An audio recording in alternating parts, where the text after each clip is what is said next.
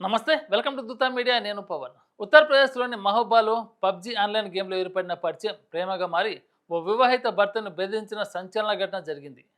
బాందా జిల్లాకు చెందిన ఆరాధన 2022లో సిలుతో వివాహం చేసుకుంది. వీరికి ఏడాదిన్నర వయసున్న కుమారుడు ఉన్నాడు. ఆరాధన పబ్జి గేమ్కు బానిసై ఆ గేమ్లో పంజాబ్కు చెందిన శివంతో పరిచయం పెంచుకుంది. ఇది క్రమంగా ప్రేమగా మారింది.